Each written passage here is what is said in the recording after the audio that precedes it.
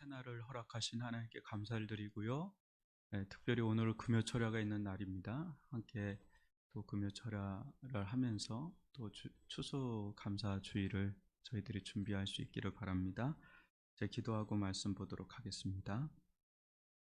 사랑의 하나님 아버지, 저희들 가운데 기도의 자리를 허락하여 주시고 오늘도 새날을 허락하여 주셨는데 주의 인도하심을 받게 도와주시고 주의 말씀하심과 주의 성령의 인도하심 속에 저희들이 있기를 원합니다.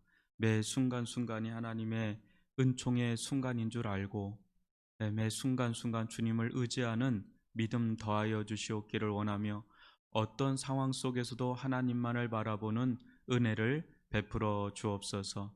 오늘도 우리 각 처소에 흩어져 있는 성도들을 붙잡아 주시고 그 가정과 생업의 현장 위에 하나님의 전능자의 손길로 동행하여 주옵소서. 예수님의 이름으로 기도합니다. 아멘. 오늘 볼 말씀은 시편 13편입니다. 제가 말씀 봉독해 드리도록 하겠습니다. 구약 성경 시편 13편입니다. 여호와여, 어느 때까지니까 나를 영원히 잊으시나이까?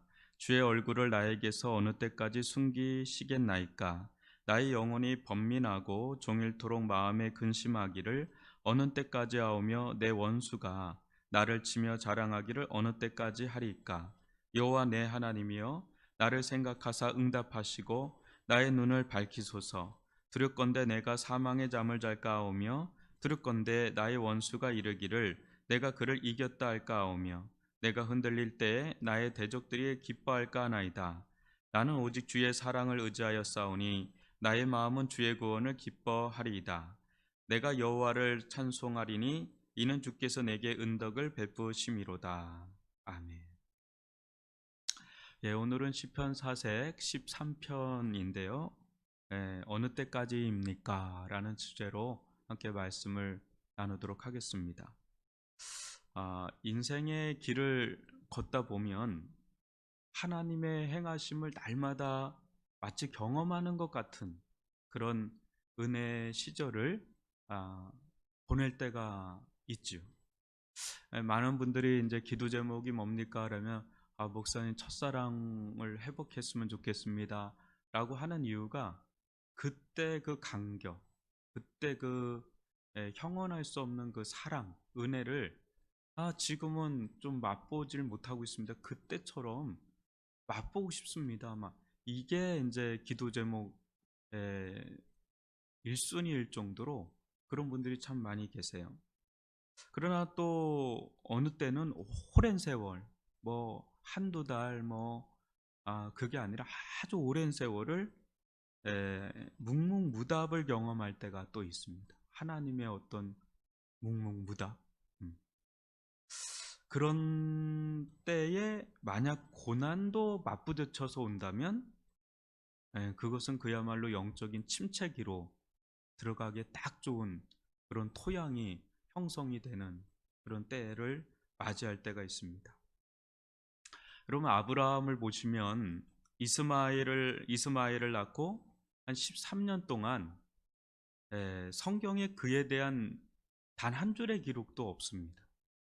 그러나 그 전에 10년 동안의 아브라함의 인생을 창세기는 12장부터 16장까지 할애할 정도로 어마어마하게 아브라함의 그 10년의 세월을 아주 풍성하게 기록한 것을 본다면 그보다 더 긴 이 13년에 대한 기록이 없다는 것, 그것이 우리에게 무엇을 말해주는 것인가?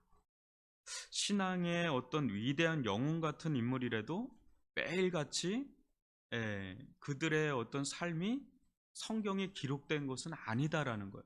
우리는 다윗하면 또 모세하면 아브라함하면 이런 사람들 생각하면 날마다 그냥 하나님을 경험하는 것 같은 생각을 하는데, 여러분, 아브라함도 그랬지만 모세 어때요? 모세도 40년 동안 잊혀진 세월을 보내지 않았습니까? 그리고 또 그 이후에 40년 동안 광야와 홍해와 또 출애굽 모든 과정을 보면 날마다 하나님은 역사한 거에 비하면 그 미디안 광야에서의 40년의 세월은 극과 극을 보여주는. 네. 이게 어느 때는 하나님의 역사하심과 드러나심보다 더 오랜 세월, 침묵의 세월을 보내기도 한다는 거죠. 영적인 침체는 언제 오는가? 오늘 이 말씀을 보면, 이 다윗의 어떤 고백들을 보면 원수의 세력이 막 득세하고 또 되어지는 일이 하나도 없고 하나님께서 아니 계신 것처럼 아무런 일도 일어나지 않고 하나님의 침묵은 참을 수 없는 고통으로 막 전환이 되는 막 이러한 때에 보다 본질적인 문제는, 영적인 침체는 실은 막 원수들도 있고 뭐 고난과 역경도 막 찾아오고 그래서 찾아오는 것도 있지만 실상 보다 근본적으로 들어가면 어때요? 하나님의 역사하심을 전혀 보지 못할 때, 그때 영적인 침체를 경험하는 거죠. 아무리 고난이 와도 하나님의 나타나심과 역사하심과 드러나심을 경험한다면 그 뚫고 나가고 거기서 오히려 충만을 경험하면서 나갈 겁니다. 그러나 막 그런 것도 너무나 힘든데 그 와중에 주의 얼굴빛을 전혀 보지 못할 때, 하나님의 응답의 손길을 전혀 보지 못할 때, 그때 깊은 영적인 어두움으로 들어가게 되는 거죠. 이 다윗도 그래요. 이 말씀에 보시면 3절에 보시면 다윗의 그 고백 속에서 우리는 뭘 보게 됩니까? 이 어떤 응답의 손길도 못 보고 있다는 겁니다. 내가 너무 힘든데, 내가 죽어가고 있는데 아무런 역사도, 아무런 일도, 아무런 응답도 일어나지 않는 거죠. 절망 그 자체예요. 절망 그 자체. 거기다가 이 고난과 어떤 역경, 어떤 고통과 절망스러운 삶이 다가올 때 그걸 해석할 수 있는 눈이라도 있으면 오히려 그런 때 내 주변이나 내 환경이나 내 고난이나 이거는 그대로인데 그거를 해석할 수 있는 어떤 마음의 빛이 내 안에 있으면 오히려 그것을 견디어내면서 버티면서 인내하면서 나아갈 수 있는 힘과 소망을 갖게 되죠. 그런데 이 일이 왜 일어났는지, 무슨 뜻이 있는 건지, 앞으로 이 일이 어떻게 되어질 것인지를 전혀 예측하고 가늠할 수 없는 어둠 가운데 있게 될 때, 그때 고난은 진짜 고난으로 다가옵니다. 실은 고난보다 더 어려운 게 고난에 대한 해석이거든요. 만약 우리들 가운데 당면한 어떤 문제에 대한 해석을 갖고 있다, 해설을 가지고 있다, 이거는 이런 연유 때문에 이래서 앞으로 이렇게 갈 거야 라는 어떤 그런 로드맵이라도 갖고 있다면 그 힘든 것을 그나마 버티면서 나갈 겁니다. 근데 한 치 앞도 보이지 않는 거예요. 이게 무슨 연유로 이게 일어난 건지, 대체 이거에 두신 하나님의 뜻은 뭔지 도저히 이거에 대한 해석을 할 수 없는 때, 눈이 이제 가려져 있을 때, 그때 정말 살아갈 힘이 없는 거죠. 아무것도 없는 nothing이요, nothing 그 자체죠. 이때 하나님의 차가운 외면을 경험하는 때인데, 그러나 이때는요, 오직 우리의 믿음을 발휘하는 길 외에는 답이 없는 겁니다. 어떤 믿음이냐?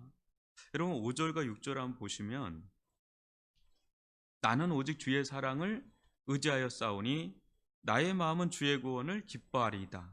내가 여호와를 찬송하리니 이는 주께서 내게 은덕을 베푸심이로다.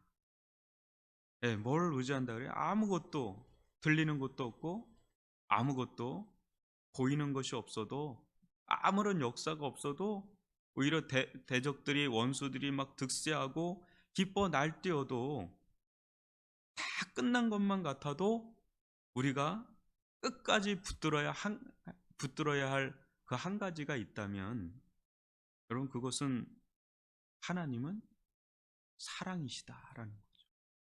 하나님은 선하시다라는 거죠. 영적인 어둠, 영적인 침체, 이런 속에서 하나님의 사랑을, 하나님의 선하심을 의지한다는 건 여간 어려운 게 아닙니다. 굉장한 믿음을 발휘해야 되는 것인데, 궁극적으로 나를 향한 하나님의 어떤 마음과 뜻은 하나님의 사랑 위에 서 있다. 하나님의 선하심 위에 서 있다. 그것을 당장에는 신뢰하고 의지하기가 어렵죠. 왜냐하면 원수들이 나를 해하려고 하고 되는 일이 없고 정말 하루하루 사는 게 곤욕인 나날을 보내는데, 거기서 하나님의 사랑을 논한다, 하나님의 선하심을 논한다는 것 자체가 여간 어려운 것이 아니죠. 그러나 우리에게 아직 나타나지 않아서 그렇지, 또 우리의 눈가기가 열리지 않아서 그렇지, 절대로 하나님의 우리를 향한 그 사랑은 변함이 없다라는 것. 종국에는 우리가 다 헤아리지 못하는 하나님의 선하심, 우리가 다 헤아리지 못하는 하나님의 그 사랑하심은 천국에는 나타난다는 거예요. 다윗은 이제 그것을 바라본 거죠. 먼 일이지만 지금도 묵묵무답인 것 같은 하나님의 차가운 외면을 경험하고 있지만은, 장차 하나님은 당신의 사랑을, 당신의 구원을, 당신의 그 은덕을, 은혜를 베풀어 주실 거라는 걸 그는 신뢰를 하고, 그는 그거를 의지하고, 그걸 바라보고, 그 칠흑 같은 어둠에서 믿음의 빛을 발하는 그런 모습을 우리에게 보여준다는 거죠. 우리도 영적인 어둠 속을 거닐 때가 있습니다. 영적인 침체기를 거닐 때가 있습니다. 하나님의 묵묵무답을 경험할 때가 있습니다. 그것도 꽤나 오랫동안. 어느 때까지입니까? 어느 때까지입니까? 밤에 자면서 홀로 베갯잎을 적시면서, 주여 어느 때까지입니까? 어느 때까지 제가 이렇게 살아야 됩니까? 주님, 어느 때까지 내가 이렇게 참아야 됩니까? 주여 어디 계십니까? 대체 어디 계시는 겁니까? 대체 어디 계시는 겁니까? 이렇게 눈물겨운 그런 고백을 할 때가 있단 말이에요. 근데 이때는 정말 믿음의 어떤 헤드라이트, 믿음의 빛을 밝힐 때라는 거죠. 정말 하나님은 그래도 하나님은 나를 사랑하신다. 그래도 하나님은 나를 여전히 사랑하신다. 참 이거를 믿기가 어려워도 믿어야 된다. 그래도 하나님은 나를 향한 하나님의 마음은 선하시다. 사랑이시다. 은혜를 베푸시는 분이시다. 종국에는 구원을 하실 것이다 라는 그런 믿음을 가져야 한다는 거죠. 다윗은 항상 앞부분은 항상 우울하게 시작을 하지만 끝은 항상 찬송과 감사와 기도와 의지의 믿음을 발휘하는 것으로 끝나는 걸 여러분들은 자주 볼 겁니다. 시편. 그게 다윗의 시편을 기록한 목적이에요. 자신의 속마음을, 인간이기 때문에 다 토론을 하지만 그게 끝은 아니고, 종국에 가서는 하나님은 여전히 살아계시고 나에게 선을 베푸시고 나에게 은혜를 베푸시고 나에게 구원을 베푸실 뿐이고, 나는 결국은 하나님 안에서 승리를 맛볼 것이다.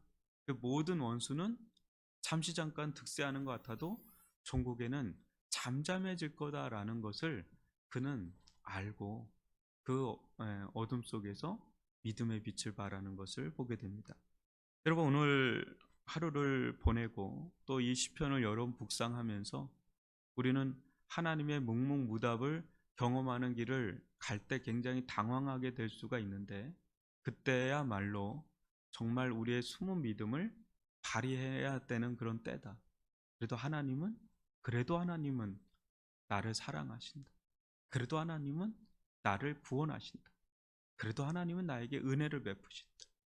그래도 하나님은 나를 향한 선한 마음을 갖고 계시다. 이것을 끝까지 붙잡고 나아가는 우리 성도들 되시기를 바랍니다.